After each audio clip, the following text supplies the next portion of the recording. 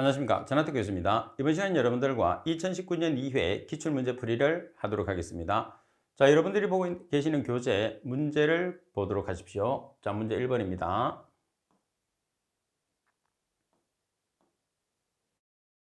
자, 문제 1번에 보시면 1985년 책대된 협약으로 오존층 파괴 원인 물질의 규제에 대한 것을 주 내용으로 하는 국제협약은 이렇게 나와 있어요. 자, 일단은 1985년입니다. 그죠? 1985년이고, 그리고 지금 오존층 파괴에 대한 국제협약이라고 그랬어요. 그러면 여기서 여러분들이 기억을 해 주셔야 되는 게 뭐냐면, 오존층 파괴에 해당하는 국제협약을 먼저 한번 살펴보시게 되면 세 가지가 있죠. 비엔나, 몬트리올, 런던. 그래서 이 세 가지에서 유일하게 연도가 나오는 문제가 지금 이 문제예요. 그래서 지금 보시면 1985년이라고 했으니까 비엔나 협약이 정답이 되는 거죠. 자, 그래서 지금 오존에 관계되는 국제협약 반드시 여러분들이 기억을 하고 계셔야 됩니다. 아주 중요한 내용이죠. 자, 그리고 문제 2번에 보시게 되면 가우시안 연기 모델에 도입되는 가정으로 옳지 않은 것을 찾으시오 그랬어요. 가우시안 연기 모델의 가정입니다. 자, 가번에 보시면 연기의 분산은 시간에 따라서 농도와 기상 조건이 변하는 비정상 상태라고 그러는데 변하지 않는 정상 상태를 기준을 하게 됩니다. 그리고 X방향을 주 방향으로 고려하면 Y방향으로 풍속은 제로이다. 그리고 난류 확산 계수는 일정하고 연기 내 대기 반응은 무시한다고 되어 있어요. 따라서 설명이 잘못된 것은 가번이 정답이 되는 거죠. 자, 그리고 3번 문제를 보시게 되면 다음 중에서 인체에 대한 피해로서 발열을 일으킬 수 있는 물질로 가장 적합한 것을 찾으시오 그랬어요. 자, 따라서 발열을 일으키는 물질을 보면 망간과 아연 화합물이거든요. 따라서 망간 및 아연 화합물은 발열 물질이다 이렇게 기억을 하고 계십시오. 자, 그리고 문제 5번에 보시게 되면 다음 중에서 공중역전에 해당하지 않는 것은 역전의 종류는 두 가지가 있죠. 공중에서 일어나는 공중역전과 지표에서 일어나는 지표역전 두 가지로 우리가 나타냅니다. 자, 그러면 공중역전을 우리가 말 그대로 공중역전, 지표역전은 다른 말로 접지역전이라고도 해요. 따라서 접지역전의 가장 대표적인, 지표역전의 가장 대표적인 게 복사성 역전이죠. 그 다음에 이류성 역전이 있어요. 반면에 공중역전의 종류에서는 대표적인 게 침강성 역전, 그리고 전선, 해풍, 난류성 역전이 있죠. 그래서 지금 시험처럼 공중역전에 해당하지 않는 것은 종류를 묻는 문제가 출제되기가 자주 출제되죠. 자, 가번 복사성 역전, 나번에 전선 역전, 다번에 해풍 역전, 라번에 난류 역전. 가번에서 나오고 있는 복사성 역전 또는 방사성 역전이라는 것은 지표에서 일어나는 대표적인 역전이죠. 그 원인은 태양의 복사열에 의해서 발생을 하게 됩니다. 자, 그래서 정답은 가번. 자, 그리고 문제 5번을 보도록 하겠습니다. 자, 문제 5번에 보시게 되면 직경이 25cm인 관에서 유체의 점도가 1.75 곱하기 10의 마이너스 5선 kg/m이고 유체의 흐름 속도가 2.5m/s라고 할 때 이 유체의 레이놀드 수와 흐름 특성을 계산하시오 그랬어요. 자, 그리고 유체 밀도는 1.15 kg/m의 3성이라고 나와 있습니다. 자, 먼저 레이놀드 수 구하는 공식을 봐야 되겠죠. 자, 지금 문제 조건에서는 점성도가 나와 있으니까 점성도 분의 직경 곱하기 속도 곱하기 밀도예요. 그러면 직경이 25cm입니다. 미터로 고치기 위해서는 0.25m가 되는 거죠. 10의 마이너스 2성을 곱하면. 자, 그리고 속도가 지금 얼마냐 하면 2.5m/s. 그리고 유체의 밀도가 1.15 kg/m의 3성. 나누기 점성계수가 1.75 곱하기 10의 마이너스 5성 kg/m예요. 따라서 계산한 값이 보면 41,071.43이 나왔죠. 그러면 우리가 판정을 했을 때 팁에도 있는 것처럼 레이놀드 수가 2100보다 작은 값이 나오게 되면 청류, 그리고 4000보다 크게 나오면 난류가 되니까 지금은 4000보다 크죠. 따라서 흐름 상태는 난류라고 판단을 할 수가 있는 거죠. 따라서 정답은 답번이 정답입니다. 자, 그리고 문제 6번을 보시게 되면 다음 중에서 온실 효과에 대한 기여도가 가장 큰 것을 찾으시오 나왔어요. 자, 온실 효과라고 하면 가장 여러분들이 먼저 생각나는 기체가 뭐죠? 이산화탄소, CO2죠. 따라서 기여도가 가장 높은 물질도 CO2가 되는 거죠. 50% 이상을 차지하니까 라번이 정답이 됩니다. 자, 그리고 문제 7번을 보도록 하겠습니다. 자, 문제 7번에 보시게 되면 2000m에서 대기 압력이 820mB이고 온도가 15도씨이며 B열비가 1.4일 때 온위를 계산하시오. 표준 압력은 1000mB를 기준한다고 그랬어요. 자, 여러분들 온위 구하는 공식 반드시 기억을 해야 됩니다. 아주 중요한 식이에요. T 곱하기 P분의 1000 0.288. 그러면 T라는 것은 절대온도. 절대온도는 273 플러스 도씨를 하는 거죠. 그리고 P라는 것은 대기압력. 지금 대기압력이 820mB. 그리고 1000이라는 것은 기준압력, 표준압력이 되는 거죠. 1000mB가 되는 거죠. 자, 그리고 0.288성을 해주시면 돼요. 자, 그럼 지금 온도가 15도씨니까 273 플러스 15도씨. 그러면 K 온도가 나왔어요. 그죠? 그리고 대기압력이 지금 얼마냐면 820mB. 기준압력은 정해져 있으니까 1000mB로. 그리고 0.288성을 하면 304.94K라는 값이 나오게 되는 거죠. 답은이 정답. 자, 그리고 문제 8번을 보도록 하겠습니다. 자, 문제 8번에 보시게 되면 유효굴중 높이가 3배로 증가하면 최대 착지 농도는 어떻게 변하느냐? 스트림 확산식을 이용하라고 그랬어요. 그러면 최대 지표 농도 Cmax는 EQ 나누기 파이 EU H의 제곱 CG 나누기 CY죠. 여기서 Q라는 것은 가스량, 그리고 E는 자연대수, U는 풍속, H는 유효굴중 높이, CG는 수직 확산 계수, CY는 수평 확산 계수예요. 그럼 여기에서 조건 자체가 보면 높이하고 나와 있단 말이야. 그래서 Cmax와 유효굴중 높이의 상관관계를 찾아서 문제를 푸는 거죠. 그럼 Cmax라는 것은 유효굴중 높이 제곱분의 1의 비례 관계가 있는 거죠. 실제로는 Cmax는 유효굴중 높이 제곱에 반비례 관계가 있지만 분의 1, 역수에는 비례합니다. 자, 따라서 높이가 몇 배라고 그랬어요? 유효굴중 높이가 3배라고 그랬으니까 유효굴중 높이에 3을 대입하면 3의 제곱분의 1이니까 몇 배가 되나요? 9분의 1배가 되는 거죠. 따라서 나번이 정답. 자, 그리고 문제 9번을 보도록 하겠습니다. 석유증자나 석탄근류, 가스공업, 형광물질의 원료 제조 등과 가장 관련이 깊은 대기오염 물질은, 자, 여기서는 여러분들이 석유증자나 석탄근류, 가스공업, 그리고 형광물질의 원료 제조, 발생공업에서 답을 맞춰야 됩니다. 그죠? 따라서 계란 썩는 냄새가 나는 H2S가 정답이 되는 거죠. 자, 그리고 여러분들 10번 문제를 보도록 하겠습니다. 10번에 보시게 되면 실내 공기 오염 물질에 관한 설명으로 옳지 않은 것을 찾으시오 그랬어요.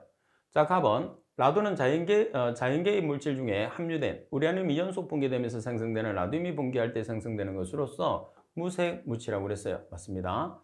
그리고 조건이 변하더라도 색깔이 나타나지 않죠. 그래서 무색 불변의 법칙이라고 했습니다. 다음에 폼알데하이드는 자극성 냄새를 가지는 무색 기체로 폭발의 위험성이 있으며 살균 방부제로 이용된다. 맞습니다. 자, 폭발의 위험성이 있고 무색을 나타내고 그리고 살균 방부제로 사용된다는 거. 그리고 답은 VOC. VOC라는 것은 휘발성 유기화합물이죠.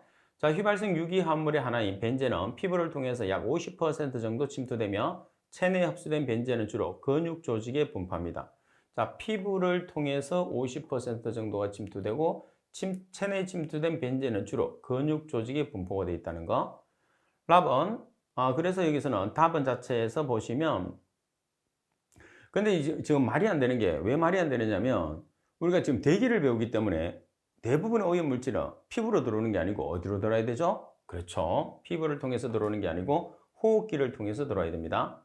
자, 그리고 근육 조직에 주로 분포하는 게 아니고 피하 조직이나 골수에 주로 분포를 해서 독성을 일으키는 게 문제가 됩니다. 그래서 설명이 잘못된 것은 답은 라반의 성면은 자연계에서 산출되는 가늘고 긴 섬유상의 물질로서 내열성이나 불활성, 전련성을 가지게 되는 거죠. 자, 그래서 옛날에는 보온제로 많이 썼는데 지금은 1급 발암성 물질이기 때문에 금지 품목으로 정해져 있습니다. 답은이 정답. 자, 그리고 11번 문제를 보겠습니다. 자, 11번에 보시게 되면 다음 물질의 지구온난화 지수 GWP를 크기 순으로 옳게 배열한 것은, 자, 일단 가장 작은 거와 가장 큰 것을 여러분들이 분류를 해 주시면 돼요. 그죠? 그래서 GWP를 나타냈을 때 가장 큰 게 뭐예요? 육불화황. 가장 작은 게 뭐예요? 기준 물질이 되는 CO2. 그래서 육불화황이 가장 크고 가장 작은 것은 기준 물질이 되는 CO2. 그럼 바로 정답이 나와요. 다른 것들은 외울 필요 없어요. 뭐 좀 바꿀 수도 있겠지만 대부분 이렇게 나오거든요. 이론에서도 말씀드린 것처럼. 자, 따라서 여러분들 구체적으로 또 내가 다 외우고 싶은 사람이 있어요. 그래서 지금 보시게 되면 GW 값이 나와 있습니다. 자, CO2라는 이산화탄소가 온실가스의 기준물질이기 때문에 1.0을 기준을 해요. 자, 그리고 SF6이라는 육불화황이 가장 큰 값을 나타냅니다. 23,900. 두 가지는 꼭 기억을 해 주셔야 됩니다. 자, 그리고 12번 문제를 보도록 하겠습니다. 엘니뇨 현상에 관한 설명으로 틀린 것을 찾으시오 그랬어요. 자, 스페인어로 여자아이라는 뜻이에요. 자, 여자아이는 라니냐를 뜻하죠. 우리가 소년을 엘니뇨라고 이야기를 합니다. 자, 그리고 엘니뇨가 발생하면 동남아시아에서 호주 북부 등에서 홍수가 주로 발생한다. 열대태평양, 남미 해안으로부터 중태평양에 이르는 넓은 범위에서 해수면의 온도가 평년보다 보통 0.5도씨 이상 높아지는 거죠. 높은 상태가 6개월 이상 지속되는 현상을 엘니뇨라고 합니다. 자, 그리고 엘니뇨가 발생되는 이유는 태평양 적도 부근에서 동태평양의 따뜻한 바닷물을 서쪽으로 밀어내는 무역풍이 불지 않거나 불어도 약하게 불기 때문에 발생을 하게 되고, 그리고 엘니뇨에 대한 피해를 보시게 되면 주로 농산물이죠. 농산물의 생산 지역인 태평양 연안국에 집중되어 있어서 농산물 생산에 크게 감축되는 거죠. 그러니까 농산물이 많이 이제 소득이 줄어든다 이렇게 보시면 돼요. 따라서 설명이 잘못된 것은 가번. 그래서 여자아이를 표현을 하느냐, 소년을 표현하느냐는 것을 꼭 기억을 해 주셔야 됩니다. 자, 그럼 우리가 간단하게 정리를 보면 라니냐 현상과 엘니뇨 현상을 정리를 했는데, 라니냐 현상은 여자아이, 그리고 6개월 이상 0.5도씨 이상 낮게 지속되는 현상이고, 반면에 지금 설명되는 엘니뇨 현상이라는 것은 귀여운 소년이라는 뜻인데 6개월 이상 0.5도씨 이상 높게 지속되는 현상이에요. 라니냐는 여자아이고 0.5도씨 이상 낮게, 그리고 엘니뇨는 귀여운 소년이라는 뜻인데 0.5도씨 이상 높게 지속되는 현상이라는 거 꼭 정리를 할 수 있도록 하십시오. 자, 그리고 13번 문제를 보시게 되면 다음은 바람과 관련된 설명이다. 갈로 안의 순서대로 들어갈 말로 옳은 것을 찾으시오 그랬어요. 자, 내용에 보시면 풍량별로 관측된 바람의 발생 빈도와 갈로를 동심원상에서 그린 것을 갈로라고 한다고 그랬어요. 자, 그러면 여기서 우리가 지금 여기에 들어가는 것은 뭐라고 그러죠? 풍배도, 풍화도, 바람장미라고 이야기를 합니다. 그죠? 그래서 바람장미가 들어가죠. 그리고 이때 풍량에서 가장 빈도수가 많은 것은 풍량으로 가장 많이 불었던 방향이 우리가 주풍이라고 하죠. 주풍. 따라서 가번이 정답이 되는 거죠. 자, 그리고 참고적으로 여러분들이 보시면, 자, 우리가 주풍은 가장 빈도수가 많은 거예요. 그 다음에 풍속은 막대기의 굵기로 표현합니다. 풍량은 막대기의 길이로 표시한다는 거 꼭 정리를 해 놓으세요. 자, 그리고 계속해서 문제를 보겠습니다. 14번 문제를 보시게 되면 오존에 관한 설명으로 옳지 않은 것은 물었어요. 자, 가번. 폐수종과 폐출혈 등을 유발시키며 산모운동의 기능장애를 일으킨다. 폐수종이나 폐충혈을 일으키는 거 맞습니다. 나번 식물의 경우에 고엽이나 성숙한 잎보다는 어린 잎에 주로 피해를 준다고 그러는데 주로 성장한 잎에 피해를 주는 게 대부분 특징이라고 보시면 되죠. 자, 그리고 오존에 약한 식물을 기억을 해야 되겠죠. 오존에 약한 식물들이 지금 여기서는 약한 식물에 해당하는 거니까, 그래서 오존에 약한 식물을 보시게 되면 시금치나 담배, 자주개나리, 토마토, 백송, 특히 담배는 지표식물로서 가장 대표적인 물질이다 이렇게 여러분들이 보시면 됩니다. 자, 그리고 주로 성장한 잎에 피해를 준다는 게 오존입니다. 자, 그리고 오존에 약한 식물은 담배나 자주개나리, 그리고 인체의 DNA와 RNA 작용해서 유전인자를 변화를 일으킬 수 있어요. 유전인자를 변화시킨다는 것은 기형아 출생의 원인이 된다는 그런 뜻이 됩니다. 따라서 설명이 잘못된 것은 나번이 정답.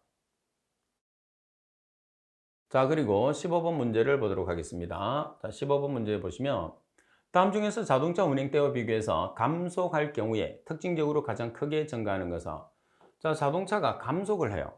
감속을 했을 때 가장 많이 배출되는 물질은 탄화수소죠. 반면에 공회전, 아이들링 시에서는 일산화탄소, 그리고 가속 시에서는 질소산화물이 되는 거죠. 따라서 라번이 정답이 되는 거죠. 그리고 16번 문제를 보시게 되면 냄새의 물리적 화학적 특성에 관한 설명으로 옳지 않은 것은, 가번 일반적으로 전기압이 높을수록 냄새는 더 강하다고 볼 수 있다. 전기압이라는 것은 기차가 되는 압력이죠.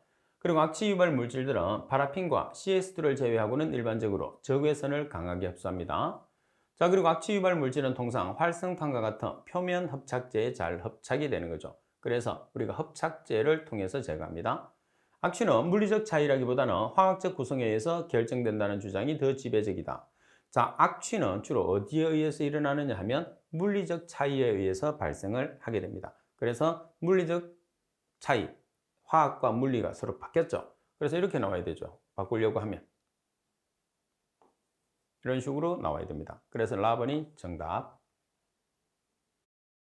그리고 17번 문제를 보시게 되면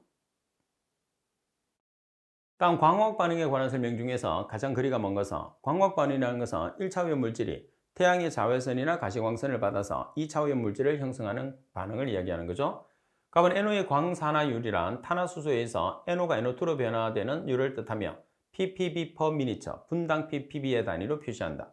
답은 일반적으로 대기에서 오존 농도는 NO2로 산화된 NO의 양에 비례해서 증가한다. 아무래도 1차성 오염 물질이 소모가 돼야지 오존이라는 것은 많이 만들어지는 거죠. 자, 그리고 답은 과산화기가 산소와 반응해서 오존이 생성될 수 있다. 답은 오존의 탄화수소 산화율은 원자 상태의 산소에 의한 탄화수소의 산화에 비해서 빠르게 진행된다고 그러는데, 자, 풀이해 보시면 오존의 탄화수소 산화율은 원자 상태의 산소에 의한 탄화수소의 산화에 비해서 느리게 진행되는 게 특징이다, 이렇게 볼 수 있어요. 그래서 빠르게가 아니고 느리게 진행되니까 라번이 정답입니다. 자, 그리고 18번 문제를 보겠습니다. 자, 18번에 보시면 황화수소의 비교적 강한 식물이 아닌 것은, 그러면 여러분들이 황화수소에 대한 강한 식물과 약한 식물을 기억을 해야 된다는 뜻입니다. 그죠? 약한 식물이라는 것은 기준이 되기 때문에 우리가 약한 식물, 기준식물, 지표식물이라고 하죠. 자, 어떤 물질이 있어요? 코스모스가 있고 오이, 토마토, 담배는 약한 식물, 반면에 복숭아, 딸기, 사과나무는 강한 식물이 됩니다. 그래서 강한 식물이 아닌 것을 찾으시오, 이렇게 문제가 나왔으니까 당연히 정답은 약한 식물이 되는 토마토가 정답이 되는 거죠. 자, 그리고 19번 문제를 볼게요. 19번 문제를 보시게 되면 휘발성 유기화합물 VOC입니다. 다양한 배출원에서 배출되는데 우리나라의 경우에 최근 가장 큰 부분을 차지하고 있다고 그랬어요. 자, 최근에 가장 많은 부분을 차지하고 있는 게 뭐죠? 휘발성 유기화합물 중에서 유기용제입니다. 유기용제. 그죠? 따라서 4번이 정답. 자, 그리고 20번 문제를 보시게 되면 다음 역사적인 대유임 사건 중에서 가장 먼저 발생한 사건은, 자, 이 문제 같은 경우는 우리가 두 가지로 살펴볼 수 있어요. 우리 교재에 가장 먼저 나와 있는 게 뭐죠? 묘제개국 사건. 두 번째는 횡빈 사건. 횡빈 사건은 도쿄 요코하마 사건. 두 개 중에 한 개가 있으면 답을 찾는 거고, 나머지를 우리가 찾기 위해서 연도를 외울 필요는 없어요. 자, 그래서 답은 도노나 사건, 라번의 묘제개국 사건, 답은 런던 서머그 사건, 라번의 포자리카 사건. 그래서 묘제개국 사건이 있습니다. 이렇게 연도 외울 필요 없어요. 따라서 묘제개국 사건이 안 주어지면 횡빈 사건 또는 도쿄 요코하마 사건이 주어집니다. 그러면 그 사건을 찾으시면 되는 거죠. 자, 팁에도 그런 설명이 있습니다. 자, 그리고 21번 문제를 보시게 되면 21번. 자, 원자흡수 분광광도법에 사용되는 불꽃 조합 중에서 불꽃의 온도가 높기 때문에 불꽃 중에서 해리하기 어려운 내화성 산화물을 만들기 쉬운 원소 분석에 가장 적합한 것은, 자, 이 내용은 지금 보면 시험에서 상당히 출제 빈도가 높은 편이죠. 해리하기 어려운 내화성 산화물을 만들어요. 어떤 불꽃이죠? 아세틸렌, 아산화 불꽃. 자, 그러면 아세틸렌이라는 것은 C2H2, 아산화 질소라는 것은 N2O를 뜻하는 거죠. 따라서 답번이 정답입니다. 자, 그리고 참고적으로 우리가 불꽃을 한번 살펴보겠습니다. 아세틸렌 공기는 거의 대부분에 사용됩니다. 자, 그리고 수소 불꽃은 원자 외영역, 아세틸렌 아산화질소는 해리하기 어려운 내화성 산화물, 그리고 프로판 공기는 불꽃의 온도가 낮고 높은 감도를 요구했을 때 프로판 공기를 주로 쓰는 거죠. 여러분들 시험에서는 출제 빈도로 봤을 때는 아세틸렌 아산화질소의 불꽃이 가장 많이 출제된다고 생각하고 계시면 됩니다. 자, 그리고 22번 문제를 보도록 하겠습니다. 자, 22번 문제를 보시게 되면 황화수소를 자외선 가시선 분광법으로 분석 시 황화수소의 농도가 100ppm 미만인 경우에 시료 채취량과 흡입 속도로 알맞은 것을 찾으시오 그랬어요. 자, 황화수소를 자외선 가시선 분광법으로 분석했을 때 시료 채취량과 흡입 속도를 우리가 계산하는 거예요. 그러면 여러분들 시료 채취량과 흡입 속도는 농도에 따라서 달라요. 100ppm인 경우와 100에서 1000ppm인 경우 두 가지가 있는데 지금은 100ppm 미만인 경우죠. 그러면 여기에 해당하죠. 따라서 시료 채취량은 1에서 20리터, 그리고 흡입 속도는 0.1에서 0.5 리터 per 미니처가 되는 거죠. 따라서 답은이 정답. 그러니까 여러분들이 이 표값을 알고 계셔야 됩니다. 시험에서 아주 출제 문제가 자주 나오지는 않지만 그런데도 자주 나오는 편이에요. 그래서 이 내용은 꼭 기억을 할 수 있도록 하십시오. 자, 그리고 23번 문제를 보시게 되면 23번입니다. 굴뚝 배출 가스 중에 가스상 물질의 시료 채취 시 주의사항에 관한 설명으로 옳지 않은 것을 찾으시오 그랬어요. 자, 가번 섭씨 가스미터를 이동 또는 운반할 때는 반드시 물을 빼죠. 그리고 오랫동안 쓰지 않을 때도 그와 같이 배수를 합니다. 그리고 나번 가스미터는 250ml H2O 이내에서 사용을 한다. 답은 시료가스의 양을 재기 위해서 쓰는 채취병은 미리 0도씨대의 찬부피를 구해둔다. 자, 그리고 라번에 보시게 되면 시료 채취 장치의 조립에 있어서 채취 부위 조작을 쉽게 하기 위해서 흡수병, 마노미터, 흡입 펌프 및 가스미터는 가까운 곳에 둔다. 자, 이 중에서 설명이 잘못된 것은 나번이죠. 나번에서 압력이 잘못됐는데 가스미터는 100ml H2O 이내에서 사용을 해줘야 되죠. 그래서 100ml H2O 아주 중요한 문구니까 꼭 기억할 수 있도록 하십시오. 자, 정답은 나번. 자, 그리고 24번 문제를 보시게 되면 휘발성 유기화물을 VOCS라고 표시하죠. 누출 확인을 위한 휴대용 측정기기의 규격 및 성능 기준으로 옳지 않은 것을 찾으시오 그랬어요. 자, 규격 및 성능 기준입니다. 자, 가번 기기의 계기 눈금은 최소한으로 표시된 누출 농도의 플러스 마이너스 5%를 읽을 수 있어야 한다. 그리고 나번 기기의 응답 시간은 30초보다 작거나 같아야 됩니다. 그리고 답은 VOCS의 측정기기의 검출기는 시료와 반응하지 않아야 하는데 시료와 반응을 해야 됩니다. 자, 그리고 교정적 밀도는 교정용 가스값의 10%보다 작거나 같아야 되는 거죠. 그래서 이 내용 자체는 지금 표시되어 있는 부분 같은 경우에서는 시험에서 항상 오답으로 출제될 수 있는 내용들이 있어요. 그래서 이 문구 자체는 잘 기억을 해서 문제가 이렇게 보기 자체가 밖에서 나온다 하더라도 이 자체 내에서 밖에서 나오니까 꼭 답을 맞출 수가 있어야 됩니다. 답은이 정답. 자, 그리고 25번 문제입니다. 굴뚝 배출 가스 내 폼알데하이드 및 알데하이드류의 분석 방법 중에서 고성능 액체 크로마토그래피에 대한 설명으로 옳지 않은 것을 찾으시오 그랬어요. 자, 가번에 보시면 배출가스 중에 알데하이드류를 흡수해 2,4 다이나이트로 페닐 하이드라진과 반응시켜서 하이드라준 유도체를 생성을 한다. 자, 그리고 흡입 노즐은 석영제로 만들어진 것으로 흡입 노즐의 꼭지점은 45도 이하의 예각이 되도록 하고 매끈한 방구 모양으로 한다고 그랬어요. 자, 여러분들이 지금 이 자체 내에서 지금 이 내용 자체에서 뭐가 틀렸죠 지금? 자, 재질이 일단 틀렸어요. 그죠? 석영제가 아니고 뭐가 되는 거죠? 자, 유리제가 돼야 되죠. 자, 또 하나가 틀렸어요. 뭐죠? 각도가 틀렸죠. 얼마? 45도가 아니고 30도 이하의 예각이 되도록 하고 매끈한 방구 모양을 쓴다고 그러죠. 자, 그리고 그래서 나번이 정답. 다음에 보시면 하이드로전은 UV 영역, UV라는 것은 자외선이죠. 자, 특히 350나노미터에서 380나노미터에서 최대 흑광도를 나타낸다. 그래서 최대 흑광도의 파장은 350에서 380나노미터. 자, 그리고 라번 흡입관 수분 응축 방지를 위해서 시료가스 온도를 100도씨 이상으로 유지할 수 있는 가열기를 갖춘 보로실리케이트 또는 석영 유리관을 사용을 하면 되는 거죠. 자, 따라서 정답은 나번입니다.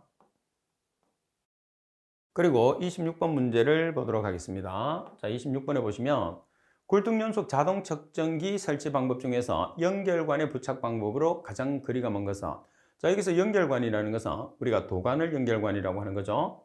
자, 가번 냉각 연결관 부분에서는 반드시 기체 액체 분리관과 그 아래쪽에 응축수 트랩을 연결한다.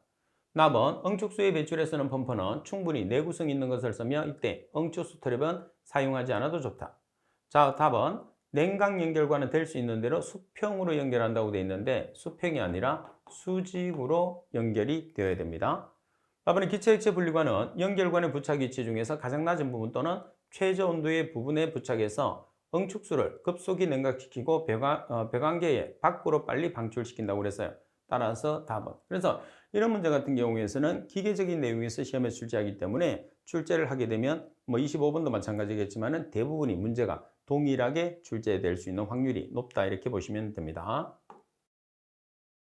자, 그리고 27번 문제를 보겠습니다. 흑광차 분광법에서 측정에 필요한 광원으로 적합한 것은, 자, 흑광차 분광법의 광원은 어떤 걸 쓰죠? 180에서 2850 나노미터의 파장을 갖는 제논 램프를 사용하는 거죠. 따라서 라번이 정답. 자, 여기서는 파장도 중요하고 램프도 중요해요. 180에서 2850 나노미터의 파장을 갖는 제논 램프. 자, 그리고 분석할 수 있는 물질은 아황산가스, 질소산화물, 오존 이 세 가지를 분석하기 위해서 만들어 놓은 장치라고 생각하시면 됩니다. 자, 그리고 28번 문제를 보겠습니다. 자, 28번에 보시면 자외선 가시선 분광법에 관한 설명으로 거리가 먼 것은, 값은 흡수 세례 재질 중에서 유리제는 주로 가시부 및 건적외부, 그리고 석영제는 자외부 파장에서 주로 사용합니다. 그리고 광정 광도계는 파장 선택부에 필터를 사용한 장치로 단광속형이 많고 비교적 구조가 간단해서 작업 분석용에 적당하죠. 그다음에 파장 선택에서는 일반적으로 단색화 장치 그리고 필터를 사용을 합니다. 그리고 필터에는 생유리 필터나 젤라틴 필터, 간접 필터 등이 사용되죠. 그리고 광원부의 광원에서는 중곡 은글램프를 사용한다고 되어 있는데 중곡 은글램프는 주로 중금속에서 사용합니다. 자, 중금속 분석을 우리가 하는 원자 흡수 분광광도법.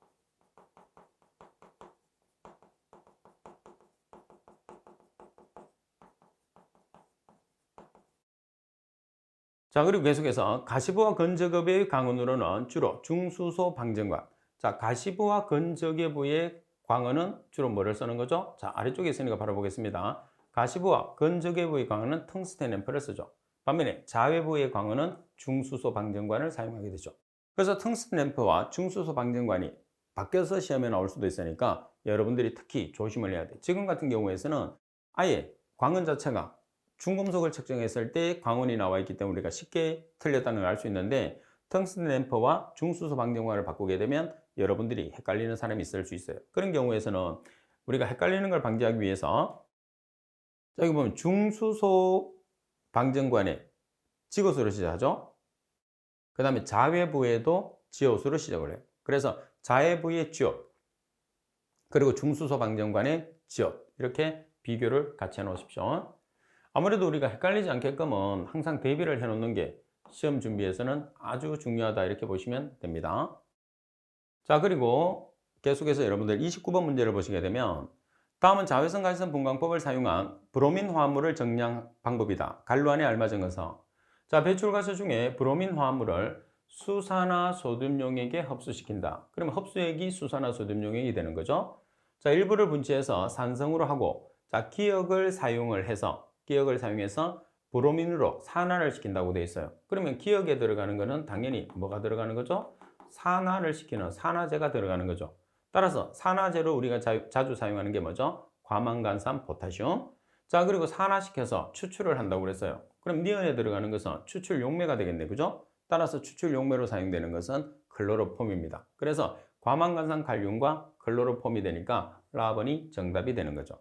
자, 그리고 여러분들은 29번 같은 경우에서는 답만 찾는 것도 중요하겠지만 풀이해 보시게 되면 브로민의 자외선 가시선 분광법에 대한 암기사항이라고 해서 흡수액, 산화제, 그리고 추출 용매, 그리고 흑광도, 측정 파장. 그래서 같이 꼭 기억을 해 주셔야 되죠. 그래서 우리가 똑같은 문제만 나오면 좋겠지만 실제로 똑같은 문제가 안 나올 가능성이 많아요. 그러면 어떤 문제가 나오더라도 우리가 맞출 수 있게끔 준비를 해 놓는 거죠.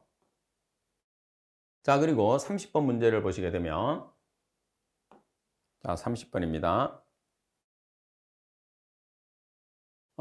환경 대기 중에 먼지 측정 방법 중에서 저용량 공기 시료 채취 기법에 관한 설명으로 거리가 먼 것은, 값은 유량계는 여과지 홀더와 허비 펌프 사이에 설치하고 이 유량계에서 새겨진 눈금은 20도 실기압에서 10에서 30L per 미니처 범위를 0.5L per 미니처까지 측정할 수 있도록 되어 있는 것을 사용한다. 자, 그리고 허빈 펌프는 연속해서 며칠 이상 30일 이상 사용할 수 있고 진공도가 어떻게 진공도가 낮은 거는 못 쓰죠. 진공도가 높은 거. 나버는 정답이 되면서도 상당히 중요합니다. 오답으로 자주 나오기 때문에. 답은 여과지 홀더의 충전 물질은 플로라 수지로 만들어진 것을 사용한다. 라버는 멤브레인 필터와 같이 압력 손실이 큰 여과지를 사용하는 진공계는 유량이 높은 값에 대한 보정이 필요하기 때문에 압력계를 부착한다. 그래서 실제로 여기서 30번에 대한 문구 자체는 시험에서 나올 수 있는 문구가 오답으로 나올 수 있는 문구가 나번밖에 없어요. 그래서 연속해서 30일에서 사용할 수 있고 진공도가 높은 것을 사용해야 된다는 것만 잘 기억하면 될 것 같습니다. 자, 그리고 31번 문제를 보시게 되면 다음은 배출가스 중에 수온 화합물의 측정을 위한 냉전기 원자 흡수 분광 광도법에 관한 대한 설명이다. 갈로에 알맞은 것은 배출원에서 등속으로 흡입된 입자산과 가스상 수온을 흡수액인, 기억이 흡수액이 되는 거죠. 자, 흡수액은 뭐를 사용하는 거죠? 두 가지를 사용하는데 과망간산 포타슘과 황산을 혼합해서 사용하죠. 그래서 우리가 산성 과망간산 포타슘이라고 합니다. 그리고 시료 중의 수온을 염화제일 주성 용액에 의해서 원자 상태로 환원시켜서 발생되는 수온 전기를 냉전기 원자 흡수 분광 광도법에 따라서 파장이 얼마에서 측정하나요? 253.7나노미터죠. 따라서 나번이 정답. 자, 그리고 이 내용 자체는 흡수액만 묻게 되면 이렇게 시험에 나와요. 4% 과망간산 포타슘 그리고 10% 황산. 따라서 흡수액 아주 중요합니다. 꼭 기억을 해야 돼요. 자, 그리고 또 이 방법에서 환원제로 사용하는 것은 염화제일 주석을 환원제로 사용하고 측정 파장은 253.7나노미터. 꼭 같이 암기사항이니까 꼭 기억을 하실 수 있도록 하십시오. 자, 그리고 32번 문제에 보면 다음 중에서 원자흡수 분광광도법에서 광음부로 가장 적합한 장치는 자, 광음부로 주로 사용하는 것은 아까도 나왔겠지만 원자흡수 분광광도법에서는 중곡 은글램프를 주로 쓴다고 그랬죠. 답은이 정답이에요. 자, 여기서는 다시 자외선 가스 분광법과 비교를 해놨죠. 가시부와 건조개부의 파장에서는 텅스텐 램프, 자외부에서는 중수소 방전관. 그러니까 두 가지를 같이 비교를 해야지 아까처럼 시험에 나온다 하더라도 쉽게 우리가 문제를 맞출 수 있다는 그런 뜻이 되겠죠. 자, 이번 시간 수업은 이것으로 마치도록 하겠습니다. 수고하셨습니다.